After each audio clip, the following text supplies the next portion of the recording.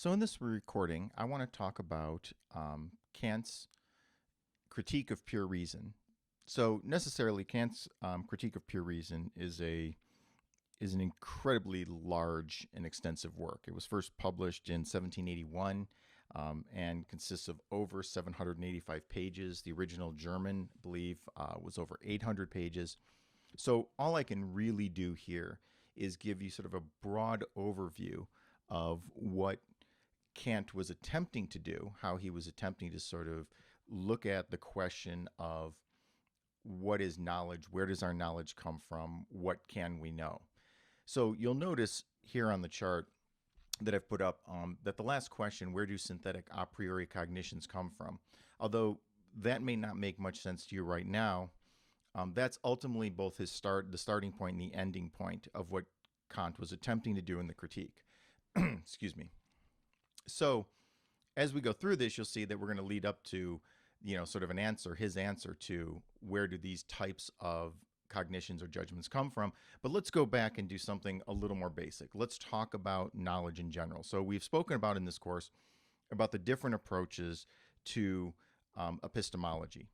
So theories of knowledge. How do we know? What is it that we know? What are the limitations of our knowledge, depending on who we're talking about? So in this section, we're going to talk about Kant and his answer to that question about what is the nature of knowledge. So to sort of start off here, I want to point out that for Kant, all knowledge begins with experience. So remember where we've started with the rationalists in Descartes. Descartes says we can get knowledge from just sort of reflecting on the operation of our minds. We go to Locke, and Locke says, no, all our knowledge comes from experience, right? There's things our mind can do with that experience, those sensations, but ultimately it comes from experience. Kant can be seen in some ways as actually bringing these two together, right? He believes both that the mind is an active contributor to our experiences, but also that there is something out there. So all our knowledge does begin with experience, but it just doesn't end there. So he doesn't deny that objects affects our senses, much like the empiricists do. Right? So we perceive things in the world. These perceptions in the world excite our cognition, our mind, right? And they provide the raw material for our sense experience. So Kant fundamentally still believes that there is an external world, something that's independent of the individual. So even if I'm not perceiving it, the world is still there.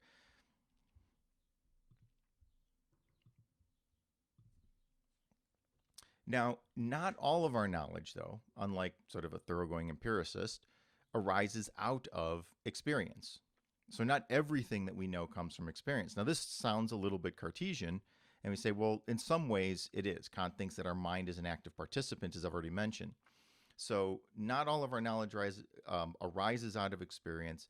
It's actually a combination of empirical knowledge, of sort of the empirical, added to cognition, and this equals knowledge. So if you think of cognition as the functioning of our minds, you think of empirical as our experiences. When you combine those two, that's where we get knowledge. So to say that I know something isn't going to know it purely in terms of how it affects my senses. I see a table in front of me. I'm sitting here while I'm recording this at my desk. I see a pen on my desk, or I see my phone sitting on my desk.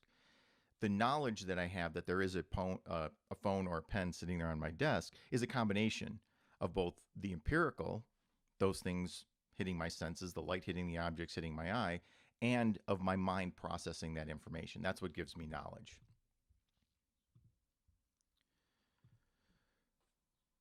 So is there knowledge independent of experience? Well, there is, according to Kant, knowledge that does come from areas outside of experience. So a priori knowledge is for Kant the kind of knowledge that comes from, or that isn't dependent, is independent of experience. And I'll talk a little bit about that in a moment, as well as there being a posteriori knowledge. So that's knowledge from experience. So these two are designating the two ways that Kant thinks we have knowledge. We have a priori knowledge, we have a posteriori knowledge. Both of them give us knowledge just in different ways.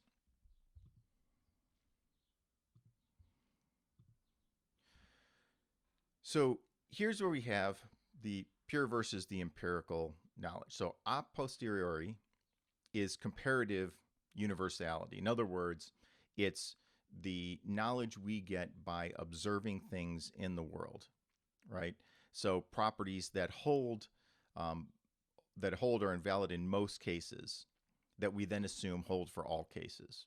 So this is the knowledge of science, right? I make an observation, I compare that observation to other observations that I've had, and I see that in every case, when the cue ball hits the 8 ball goes off at a 90-degree angle, or something along those lines, right? So it's a cause and effect. So take that as an example.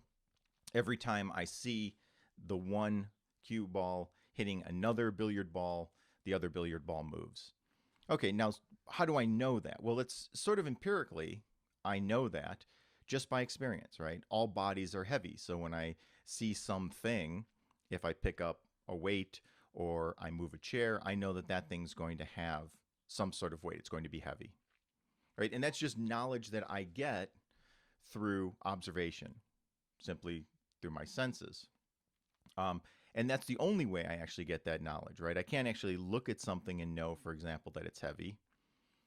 In that case, I would know until I actually go over and pick it up. But once I've picked up enough objects, I see, oh, well, objects that look like this tend to be heavy. Objects, for example, that look like feathers tend to be very light. But ultimately, that starts in experience. This is the a posteriori knowledge. And it's comparative universality, means just that I compare it to other things, and then usually draw in it some sort of general idea, like induction, that all objects that are like this have certain properties. A priori knowledge is sort of necessary, right? So it's the propositions of mathematics are what Kant views as a priori necessary propositions. So the examples here, as I mentioned, mathematics, cause and effect is an a priori principle necessary for experience itself. So Kant thinks that even though what I'm observing is one billiard ball hitting another. So if we look at David Hume, and David Hume says, well, what is cause and effect? Well, David Hume didn't believe there was actually cause and effect. He just said there was a constant conjunction of experiences, right? So every time I see, cue ball hit another ball, the other ball moves. And I see it once, and then I see it again, and I see it a third time, and a fourth time, and so forth and so on. And that continues to go on and on. I say, oh, well, the next time the cue ball hits one of these other billiard balls, it too will move. But that is something that I'm basing, that sort of idea of cause and effect, said Hume, just doesn't exist. It's just a constant conjunction of things. What Kant wants to say is, no, there is actually something there. That cause and effect itself is an a priori principle necessary for experience. I can't have the experience of seeing one thing and then another thing, and then that other thing being affected by the first thing, unless cause and effect is already something that is a priori, without experience, something there. Now, how is that possible? That's something we'll talk about in a minute, but he does say that a priori knowledge is a different form of knowledge. Because science is another example. Every change must have a cause, right? So that's very similar to the billiard ball sort of example. If we're talking about physics, every time something changes from one state to another, there must be something that causes it, right? It's not spontaneous. There's a cause that we can attribute. A priori knowledge can also be something in propositions, right? So if I say something like all bachelors are unmarried men, well, I don't have to go out and look at every bachelor and say, are you married? They say, oh, no, they're not married. And they go to another bachelor, oh, you're a bachelor, are you married? No. Well, I don't need to, right? Because a priori, just by definition, basically, we're saying that without any experience, I know that anyone who's a bachelor is going to be unmarried. Now, for Kant, he thinks that there are a priori principles of the understanding. In other words, like we mentioned before, there's these two forms of knowledge. One requires experience to have knowledge, right? So for me to make to get certain knowledge, I have to have the observation, right? I have to experience the thing, whatever that thing is. The a priori principles, though, Kant believes that inside of us, there are already these principles that don't rely on experience. So these are some examples of those principles. I actually call them categories of the understanding. Cause and effect is one. He says, look, we understand cause and effect even without experiencing cause and effect. We understand the notion of substance. So if I'm experiencing something, there's a presupposition that there's something there that I'm experiencing. And that's just a necessary condition for even having the experience in the first place. For me to have an experience of watching one billiard ball hit another billiard ball, I need to already have a principle in my understanding that relates cause, one thing causing another. He thinks space, so three-dimensional space, thinks the space around us is an a priori principle. I don't have to experience space to understand space or to have knowledge of space. And so he says that certain conditions extend past experience. He transcends experience. And he thinks that these are sort of the presuppositions that we have in our minds that are just necessary for us to have all these other experiences. So you can see he is walking this line between complete empiricism, where all our knowledge starts with experience. So in other words, cause and effect, substance, space, all of those things are meaningless until I have an experience. But I need those principles before I can even have that experience. So I don't think about cause and effect unless I'm thinking about specific things. I don't think about substance unless I'm, tapping on my table and feeling my table. And I don't think about space either until I look at things being near and far or relative to one another. But those principles in my mind, my understanding of those principles, are sort of excited, if you will, by my experience of the external world. So once I have something that sort of stimulates my brain, those principles are already there in the background operating. So they're kind of a filter on all of our experiences, right? We sort of impose cause and effect, the idea of substance or space, on anything that we're receiving. So when you look at any object, so sitting here and there's a rubber band on my desk and I pick up this rubber band, the very experience, my ability to even see that thing, presupposes that there's a thing separate from me, that it has substance, that it has form, that when I pull it, it's going to make a snap, cause and effect, and that it's in space, right? So all of those things are things that it's not just my senses picking this up, but for my brain to make sense of any of this, it sort of imposes that thing on the object, all of those principles onto the object. So Kant really thinks we're an active participant in our perceptions. We don't just get things fully from our experience, fully formed ideas. It turns out our mind actively does things. And I think this goes along with what we think in some way scientifically, right? So when photons hit your desktop or hit something that you're looking at and then they hit your eye, it excites all the little cones and rods. But somewhere inside your brain, all of that little data has to be put together into an object that you understand, right? Into something coherent. Well, what's doing that combining? Well, it's not the sense data, right? Because you've got all these little parts hitting these, these millions of cones and rods in your eye. What puts it all together? Well, it seems our mind is putting it all together. So Kant is really pointing to what he thinks are some of these sort of built-in a priori principles in our understanding that contribute to our ability to have any kind of experience.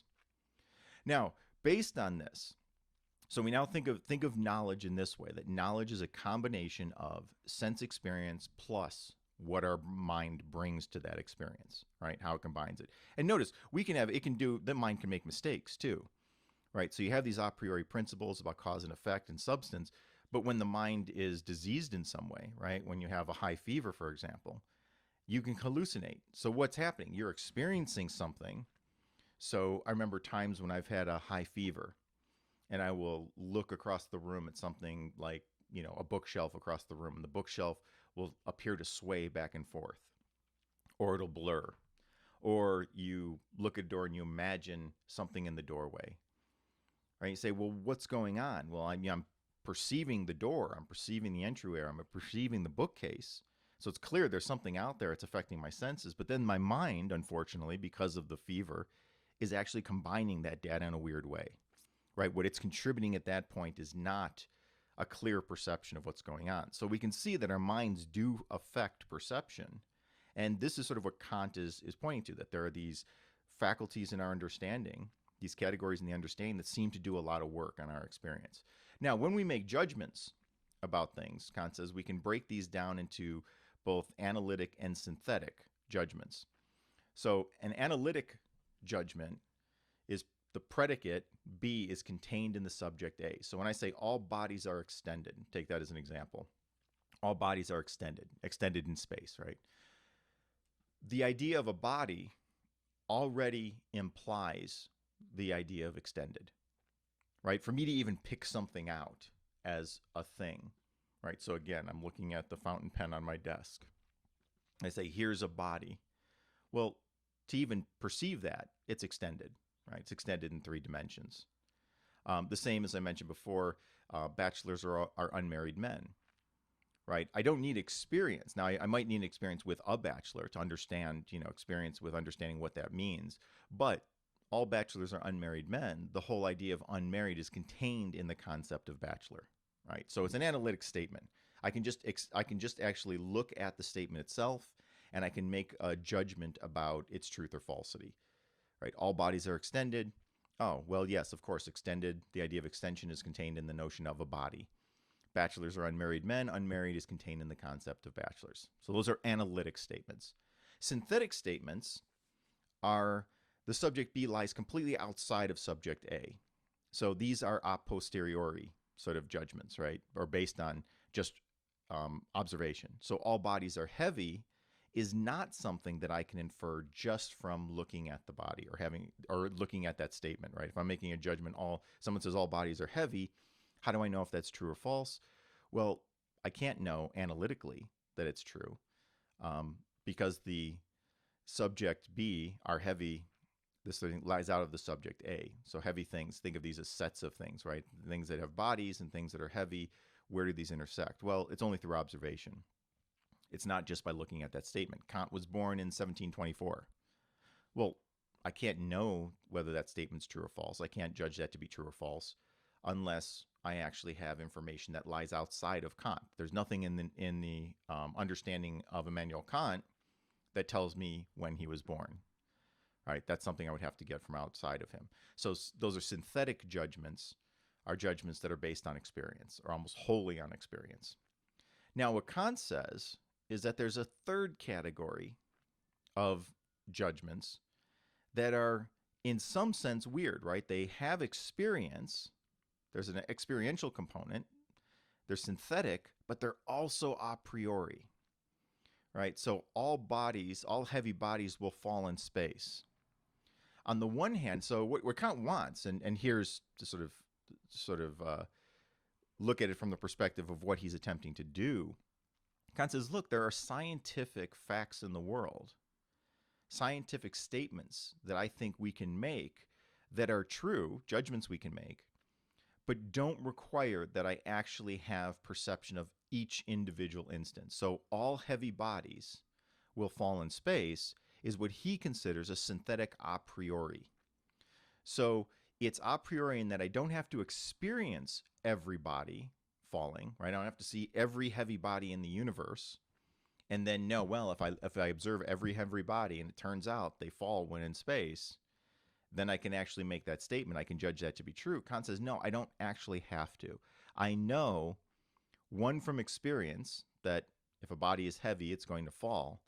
But I know a priori that that's always going to happen. The same thing he says with mathematics, right? 7 plus 5 equals 12. I don't have to observe every instance in which we combine 7 and 5 to have a synthetic a priori. So there's nothing in the concept of 7, and there's nothing in the concept of 5 that leads me to 12. Right? So if I look at the number 7, I look at the number 5, says Kant, there's nothing that automatically says, 12. But once I understand 7 plus 5 equals 12, I know that this holds everywhere. That property of addition and the way the numbers work is always going to lead to 12. So he thinks synthetic a priori judgments are possible. Synthetic judgments are one where I can't know the answer like I can with bachelors or unmarried men as like an analytic statement. I can't know it just by looking at the statement. But so in that case, it requires observation. But I can also universally make statements about this. I can generalize universally that all heavy bodies will fall in space. So this is the sort of thing Kant was doing. How are synthetic a priori judgments possible? The only way this becomes possible is if, in fact, our mind actually imposes something onto this experience. So in our experience of things, the phenomena, as I've mentioned in class before, right? Kant makes a distinction. There's the thing in itself, the object that is out there, and then there's my perception of the object. The perception of the object, the phenomena, tells me, we might think, what the object is like. We hope that there's a close relationship between the noumen and the phenomena. But, says Kant, we're never 100% sure. At best, we're getting a sort of imperfect representation of what the thing in itself looks like. We actually don't know what the thing actually looks like in and of itself, says Kant, right? Because what I'm experiencing is the phenomena, and the phenomena necessarily has imposed by me certain principles on those experiences. So if you think of the phenomena as the photons hitting my eye, and you think of the noumena as, say, the pen that's sitting on my desk, what that pen actually looks like is not something we can actually know. We don't have direct experience of it because our mind is always imposing these categories onto our experience. So that means that there's that subjective element, but that subjective, those a priori principles that are operating means that I can have an experience of something. Those experiences, when filtered through those principles in my head, now allow me, says Kant, to make universal statements. So the phenomena have a regularity that I can then, because these principles are necessary, right? I have to have the idea of cause and effect if things are falling. Every time I see something heavy, it falls. That's just, well, what is that? It's a cause and effect sort of relationship. It has weight. Weight causes things to fall.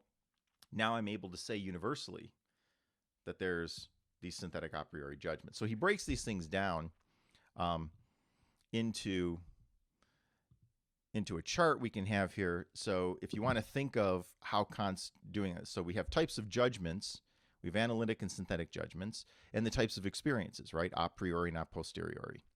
So something that's a priori and analytic means, one, the subject or the body B is contained in body A. The idea or the predicate's contained in the subject, if you will. Depends on how you want to phrase it. But a priori means without experience, I can know, if it's an a priori analytic statement, all bachelors are unmarried men. There you go. That one's easy because of one thing being contained in another, right? Synthetic judgments, a priori, says 7 plus 5 equals 12. Again, because nothing in 7 and nothing in 5 make it 12 or imply 12. But because I know that this is how sort of math works a priori, I can say here's a synthetic a priori judgment. Same thing with all heavy objects fall in space.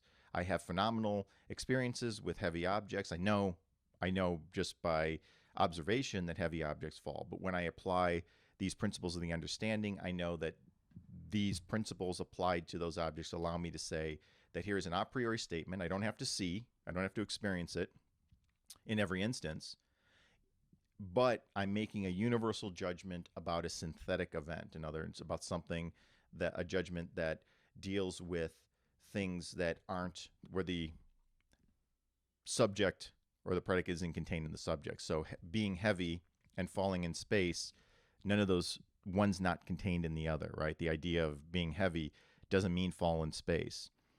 But yet my observation tells me that. So it's synthetic, and that's making a statement about the world. I'm making a statement about how the world works. Yet I'm also making a universal statement, even though I'm not able to observe everything that happens in the world, every heavy object falling. Now, a posteriori, the ones by experience, I can have a synthetic a posteriori judgment, right? It's okay for me to say, I can say, well, through observation, I can make a statement, a judgment about how the world is. Kant was born in 1724. That's either true or false. And it's a judgment I can make about how the world actually is.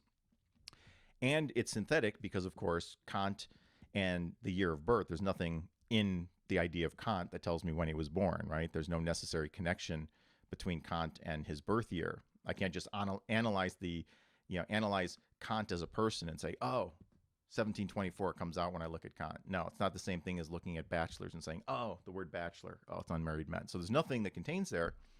So that one is simply synthetic, and it's a posteriori. It's synthetic because it makes a statement about how things work in the world. This is when Kant was born. It's a posteriori because I only know it by experience. Now, what Kant also says is there's no such thing as an analytic a posteriori judgment. So there's no judgment based on experience, which is also analytic, which also seems to be I guess intuitively we can say, well, okay, if a posteriori, now let me slow down here a little bit. If an a posteriori form of form of knowledge is experience, then what would it make sense to call something an analytic a posteriori? Because again, the analytic just requires the concept. It's not about the experience. So in this sense, there's just nothing. That's an empty set or an empty part of this chart. Right? There are no analytic a posteriori judgments. It just doesn't make sense to say those things. So then from this, Kant has his answer, right? So if we take all of these various parts together, where we get our knowledge from, what our brain contributes to that, and then what kind of judgments we can make based on that information, where do synthetic a priori cognitions come from? Well, they come from the contribution our mind makes to experience, right? So we know that our experiences conform to certain subjective modes of our understanding, right? Our experience comes in, we have whatever it is, sound or sight or whatever. Our mind then imposes that. And so these exterior impressions, when subject to the understanding, these a priori principles make them, some of our understanding, some of our judgments fall into this synthetic a priori category. What we experience is simply the appearance of the object, the phenomena, and not the thing in itself, as I've said before. Right? So all of our knowledge, says Kant, although starting in experience, right? There's something out there. I'm not an idealist, right? I'm not someone who believes that everything in the world is just made up of ideas and there's no stuff there. It's just one idea perceiving another idea.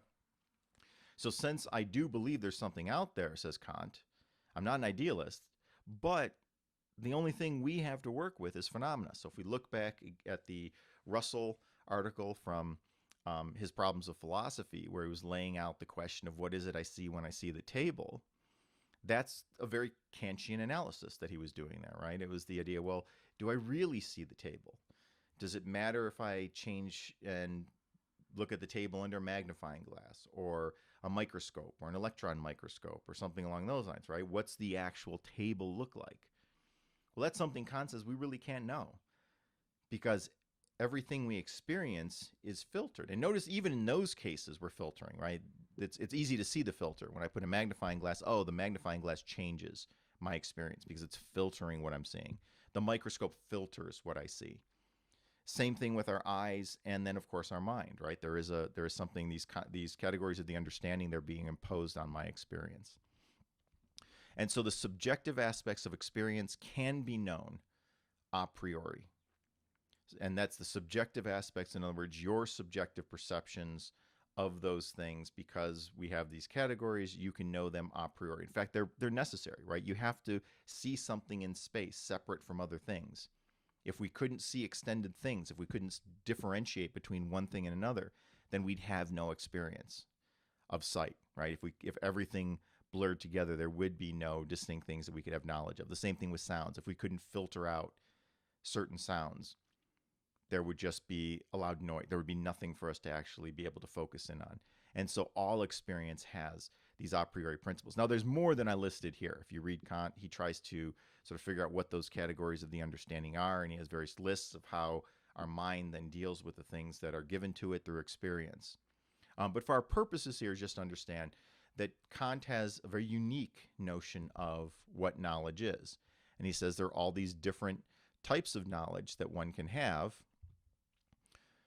starting with a priori knowledge and a posteriori knowledge. The a priori knowledge, it turns out, comes from these sort of principles of our understanding, as we talked about here: cause and effect, substance, space, and these things transcend individual experience, right? So he really does think that there are these filters in our mind that sort of do this work. And that's where those a priori principles come. That's also because they don't rely on experience, but they're the necessary conditions for experience. That's why we can kind of make these statements like, oh, heavy bodies will fall in space. Well, I can judge that because I have these synthetic statements.